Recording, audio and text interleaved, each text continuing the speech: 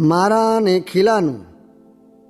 સ્વામિનારાયણ હરે સંવત 1876 પોષવદી ત્રીજને દિવસ પ્રભાત સમયે શ્રી ગઢડા મધ્યે શ્રીજી મહારાજ દાદા ખાચરના દરબારમાં આથમણે દ્વાર ઓરડાની ઓસરીએ ઢોલિયા ઉપર વિરાજમાન હતા અને ધોરો ખેસ પહેર્યો હતો ને માથે ધોરી પાગ બાંધી હતી ને ધોરી ચાદર ઓઢી હતી ને લલાટને વિશે કેસરની આડ કરી હતી ને ધોરા પુષ્પનો હાર પહેર્યો હતો ને પાગને વિશે ધોરા પુષ્પનો તોરો લટકતો હતો અને પોતાના મુખારવિંદની આગળ મુનિ તથા દેશ દેશના હરિભક્તની સભા ભરાઈને બેઠી હતી અને મુનિ કીર્તન ગાવતા હતા. પછી શ્રીજી મહારાજ બોલ્યા છે, સાંભળો, એક પ્રશ્ન કરીએ. ત્યારે મુનિ તથા હરિભક્તે કહ્યું છે, હે મહારાજ પૂછો. પછી શ્રીજી મહારાજ ઘણીક વાર સુધી વિચારીને બોલ્યા છે, આ સંસારમાં જે વિષય જીવ હોય તે પંચ વિષય વિના રહી શકે નહીં. તે જેમ એ વિમુખ જીવને પંચ વિષય છે તેમ હરિજનને પણ પંચ વિષય છે, પણ તેમાં ભેદ છે. તે ભેદ કેમ છે? તો વિષય જીવ તો ભગવાન વિના અન્ય જે ગ્રામ્ય વિષય તેને ભોગવે છે અને ભગવાનના ભક્ત છે તેને તો ભગવાનની કથા સાંભળવી તે જ શ્રોત્રનો વિષય છે અને ભગવાનના ચરણારવિંદનો સ્પર્શ કરવો અથવા સંતના ચરણની રજનો સ્પર્શ કરવો તે ત્વચાનો વિષય છે અને ભગવાનના અથવા સંત તેના દર્શન કરવા તે નેત્રનો વિષય છે અને ભગવાનનો પ્રસાદ લેવો તથા ભગવાનના ગુણ ગાવવા તે જીભનો વિષય છે અને ભગવાનને ચડ્યા એવા જે પુષ્પાદિક તેની સુગંધી લેવી તે ઘ્રાણનો વિષય છે.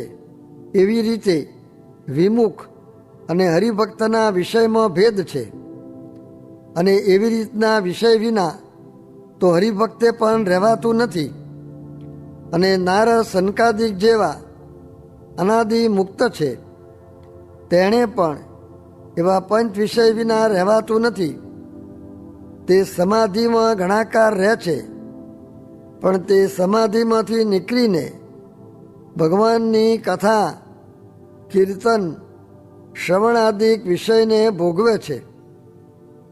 અને જેમ પક્ષી હોય તે પોતાના મારાને મૂકીને ચરવા નીકળે છે, તે ચારો કરીને રાત્રિ સમયે પોતપોતાના મારામાં જઈને વિરામ કરે છે, પણ પોતપોતાના સ્થાનકને કોઈ દિવસ ભૂલીને બીજાને સ્થાનકે જતા નથી.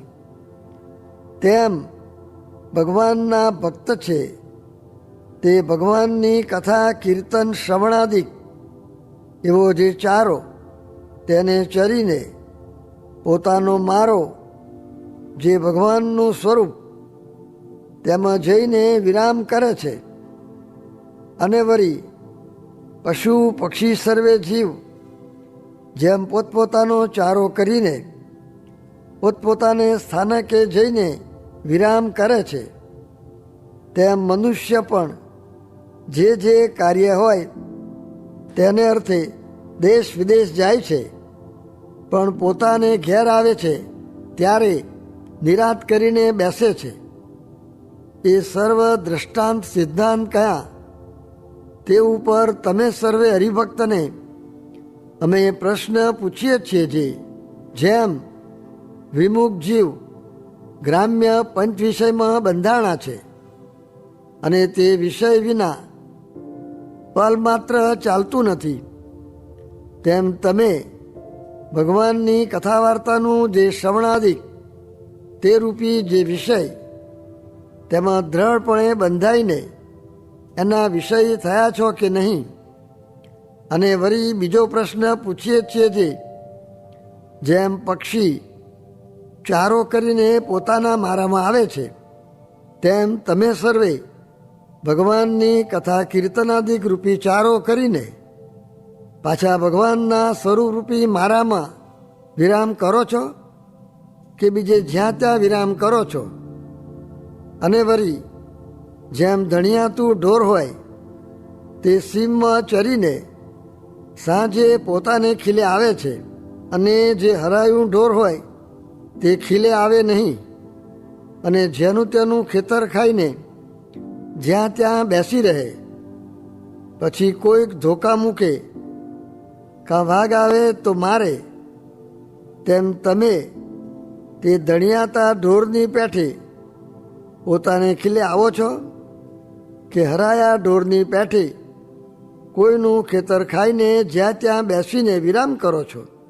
એ સર્વે પ્રશ્નોનો ઉત્તર પોતાના અંતરમાં વિચારીને મોટા મોટા હો તે કરો. પછી મુનિ તથા હરિભક્ત સર્વે જુદા જુદા બોલ્યા છે, હે મહારાજ, ભગવાનની કથા કીર્તનાદિકના વિષય પણ થયા જ છીએ, અને ભગવાનની મૂર્તિરૂપી જે મારો તથા ખીલો તેને મૂકીને બીજે ઠેકાણે રહેતા પણ નથી. તે વાર્તાને સાંભળીને શ્રીજી મહારાજ ઘણું પ્રસન્ન થયા, અને વળી તેને તે દિવસ બપોર નમતે શ્રીજી મહારાજ દાદા ખાચરના દરબાર વચ્ચે લીમડા તરે ઢોલિયા ઉપર વિરાજમાન હતા, અને પોતાના મુખારવિંદની આગળ મુનિ તથા દેશ દેશના હરિભક્તની સભા ભરાઈને બેઠી હતી, ને પોતે શ્રી વાસુદેવ નારાયણના મંદિર સન્મુખ વિરાજમાન હતા, અને મુનિ કીર્તન બોલતા હતા.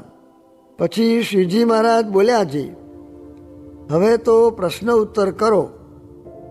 પછી દીનાનાથ ભટ્ટે તથા બ્રહ્માનંદ સ્વામીએ પ્રશ્ન પૂછ્યો છે. કોઈ સમયે તો ભગવાનના ભક્તના હૃદયમાં આનંદથી ભગવાનનું ભજન સ્મરણ થાય છે, ને ભગવાનની મૂર્તિનું ચિંતન થાય છે, અને કોઈ સમયે તો અંતર ડોરાઈ જાય છે, ને ભજન સ્મરણનું સુખ આવતું નથી. તેનું શું કારણ છે? ત્યારે શ્રીજી મહારાજ બોલ્યા છે, એને ભગવાનની મૂર્તિ ધાર્યાની યુક્તિ આવડતી નથી. ત્યારે મુક્તાનંદ સ્વામીએ પૂછ્યું છે, કેવી રીતે યુક્તિ જાણવી? ત્યારે શ્રીજી મહારાજ બોલ્યા છે, યુક્તિ તો એમ છે જે અંતઃકરણને વિશે ગુણનો પ્રવેશ થાય છે, તે જ્યારે સત્વગુણ વર્તતો હોય ત્યારે અંતઃકરણ નિર્મલ વર્તે, ને ભગવાનની મૂર્તિનું ભજન સ્મરણ સુખે થાય, અને જ્યારે રજોગુણ વર્તે ત્યારે અંતઃકરણ ડોરાઈ જાય, અને ગાઢ સંકલ્પ ઘણા થાય, અને ભજન સ્મરણ સુખે થાય નહીં. અને જ્યારે તમોગુણ વર્તે ત્યારે તો અંતઃકરણ શૂન્ય વર્તે. માટે ભજનના કરનારાને ગુણ ઓળખવા, અને જે સમયે સત્વગુણ વર્તતો હોય તે સમયે ભગવાનની મૂર્તિનું ધ્યાન કરવું, અને તમોગુણ જ્યારે વર્તે ત્યારે કશો ઘાટ થાય નહીં, ને શૂન્ય સરખું વર્તે તેમાં પણ ભગવાનનું ધ્યાન ન કરવું. અને જ્યારે રજોગુણ વર્તતો હોય ત્યારે ગાઢ સંકલ્પ ઘણા થાય, માટે તે સમયે ભગવાનનું ધ્યાન કરવું નહીં. અને તે સમયે તો એમ જાણવું જે હું તો સંકલ્પ થકી જુદો છું, ને સંકલ્પનો જાણનારો છું, ને તે મારે વિશે અંતર્યામી રૂપે પુરુષોત્તમ ભગવાન સદાકાર વિરાજે છે. અને જ્યારે રજોગુણનો વેગ મટી જાય ત્યારે ભગવાનની મૂર્તિનું ધ્યાન કરવું, અને રજોગુણ વર્તતો હોય ત્યારે સંકલ્પ ઘણા થાય. તે સંકલ્પને જોઈને મૂંઝાવું નહીં. કેમ છે? અંતઃકરણ તો જેવું નાનું છોકરું તથા વાંદરું તથા કૂતરું તથા બાળકનો રમાડનાર તેવું છે. અને એ અંતઃકરણનો એવો સ્વભાવ છે તે વિના પ્રયોજન ચાર્યા કર્યા કરે. માટે જેને ભગવાનનું ધ્યાન કરવું તેને અંતઃકરણના ઘાટને જોઈને કચવાઈ જવું નહીં ને અંતઃકરણના ઘાટને માનવા પણ નહીં ને પોતાને અને અંતઃકરણને જુદું માનવું અને પોતાના આત્માને જુદો માનીને ભગવાનનું ભજન કરવું. ઇતિ વચનામૃતમ. એવી રીતે ગઢડા પ્રથમ પ્રકરણનું 32મું વચનામૃત જે તે થયું. મોટા સમયમાં મોટા મોટા કેટલાક શેરના સામાન આવે તેમાંથી જીવ કેટલુંક ત્યાગ કરે.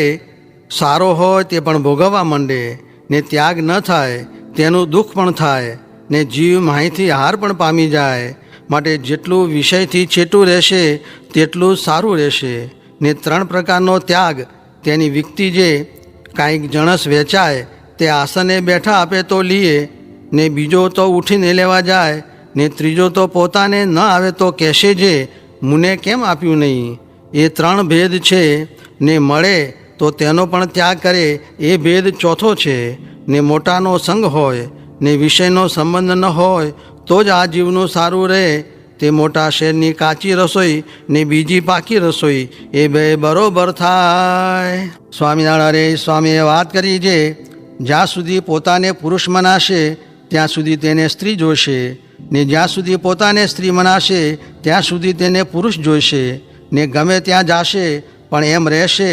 માટે કહ્યું છે જે બ્રહ્મરૂપ થઈને ભક્તિ કરવી. સ્વામિનારાયણ હરે સ્વામીએ વાત કરી છે ભગવાને કર્મનો એક કોઠાર ઉગાડીને અડધા કોઠારના વિષય કર્યા છે ને અડધા કોઠારની ઇન્દ્રિયો કરી છે.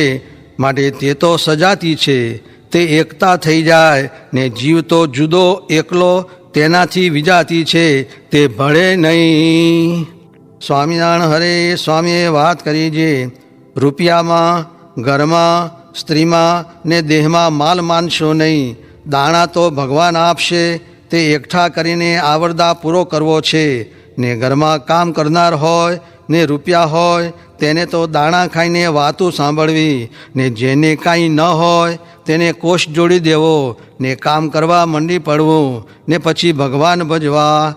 આ દેહ તો પાણીનું પૃથ્વીનું આકાશનું બંધાયું છે ને તેમાં ભળી જશે ને બધાએ મોટેરાને 1 મહિનો વાતું સાંભળવા અહીં રહેવું એમ આજ્ઞા છે.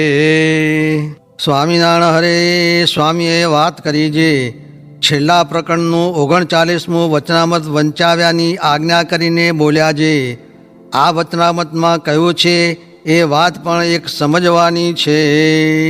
સ્વામિનારાયણ હરે સ્વામીએ વાત કરી છે મહુવાના કુંભારને 100 જમપુરીનું દુઃખ થયું છે તે તો એ જ ખમે બીજાથી ખમાય નહીં ને હાલ તો જાગતાએ સુખ છે ને આંખ મીચીને પણ સુખ છે. સ્વામિનારાયણ હરે સ્વામીએ વાત કરી છે વાતો કરીને બીજાને દ્રવ્યાદિક ખોટું કરાવીએ છીએ પણ આપણે ત્યાગીને પણ એ કરવાનું છે. સ્વામિનારાયણ હરે સ્વામીએ વાત કરી છે સંવત 1921ના કાર્તિક માસમાં વાત કરી છે જે ક્રિયા કરવી તેમાં ફળનું અનુસંધાન રાખવું. તે કામનું ફળ જોવું જે શું છે તેમજ ક્રોધનું લોભનું માનનું સ્વાદનું ને સ્નેહનું એ બધાનું જોવું.